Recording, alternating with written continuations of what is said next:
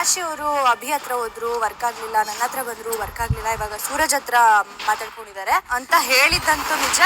Big boss ಕಡೆಯಿಂದ ಸೋಮವಾರದ ಮತ್ತೊಂದು ಪ್ರೋಮೋ ನೋಡಬಹುದು. ಕಾವ್ಯ ಹಾಗೂ ರಾಶಿಕಾ ಮತ್ತು ಧ್ರುವಂತ್ ಅವರ ಈ ಮೂರು ಜನದ ಮಾತಿನ ಜಗಳಗಳನ್ನು ಈ ಪ್ರೋಮೋದಲ್ಲಿ ನೋಡಬಹುದು. ಧ್ರುವಂತ್ ಹೋಗಿ ರಾಶಿಕಾ ಈ ತರ ಅಂತ ಕಾವ್ಯನ ಮುಂದೆ ಹೇಳಿರೋ ಮಾತನ್ನು ವಾಪಸ್ ಕಾವ್ಯ ಬಂದು ರಾಶಿಕನ ಮುಂದೆ ಹೇಳ್ತಾಳೆ. ರಾಶಿಕಾ, ನೀನು ಅಭಿ ಹತ್ರ ಹೋದಂತೆ ವರ್ಕ್ ಆಗಲಿಲ್ಲ, ಹಾಗೆ ಧ್ರುವಂತ್ ಹತ್ರ ಹೋದಂತೆ ಅಲ್ಲೂ ಸಹ ವರ್ಕ್ ಆಗಲಿಲ್ಲ. ಈಗ ನೀನು ಸೂರಜ್ ಹತ್ರ ಹೋಗಿದೆಯಂತೆ.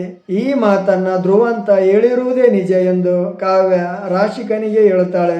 ಆಗ ರಾಶಿಕಾ ಬಂದು ಅಭಿ, ಕಾಕ್ರೋಚ್, ಧನುಷ್ ಮತ್ತು ಸೂರಜ್ ಇದ್ದಲ್ಲಿ ಬಂದು ಕಾವ್ಯನ ಮುಂದೆ ಯಾಕೆ ಈ ತರ ಹೇಳಿದೆ ಎಂದು ಕೇಳ್ತಾಳ. ಆಗ ಒಂದಕ್ಕೊಂದು ಮಾತು ಬೆಳೆದು ಆಗ ಧ್ರುವಂತ್ ಜೋರು ವಯಸ್ಸಲ್ಲಿ ರಾಶಿಕನಿಗೆ ಏನೋ ಅಂದಿದ್ದರಿಂದ ಜೋರು ಮಾತಲ್ಲಿ ಏನೋ ಅಂದಾಗ ಆಗ ಸೂರಜ್ ಹುಡುಗಿಯರ ಜೊತೆ ಹೆಂಗ್ ಮಾತಾಡ್ಬೇಕಂತ ತಿಳ್ಕೊಂಡು ಮಾತಾಡು ಎಂದು ಹೇಳ್ತಾನೆ. ಧ್ರುವಂತ್, ನಿಮ್ಮ ವರ್ತನೆ ಏನಂತ ತೋರಿಸಿದಂತಿದೆ, ನೀವು ಹಿಂಗ್ ಹುಡುಗಿಯರ ಬಗ್ಗೆ ಮಾತಾಡಿದರೆ ಅಂತ ಕೇಳ್ತಾಳ. ನೀನು ಈಗ ಹೇಳುವುದರಿಂದ ನಿನ್ನ ಕ್ಯಾರೆಕ್ಟರ್ ಏನಂತ ನೀನೇ ತಿಳಿಸಿದಂತಾಗುತ್ತದೆ.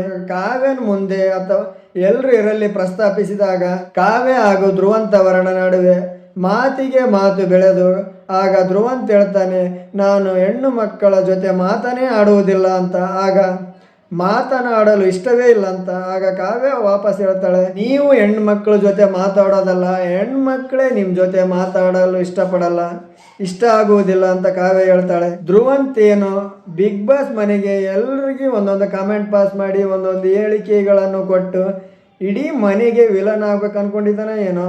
ಮೊದಲು ಗಿಲ್ಲಿ ಆಯ್ತು, ಆಮೇಲೆ ಕಾವ್ಯ ಆಯ್ತು, ಆಮೇಲೆ ರಕ್ಷಿತಾ ಆಯ್ತು, ಈಗ ರಾಶಿಕಾಗೆ. ಇಷ್ಟು ದಿವಸಗಳ ಕಾಲ ಏನೂ ಇಲ್ಲದಂತ ಧ್ರುವಂತ್ ಈಗ ಒಂದು ವಾರದಿಂದ ತನ್ನ ಒಳಗಡೆ ಇರುವ ಧ್ರುವಂತನನ್ನು ತೋರಿಸ್ತಾ ಇದ್ದಾನೆ.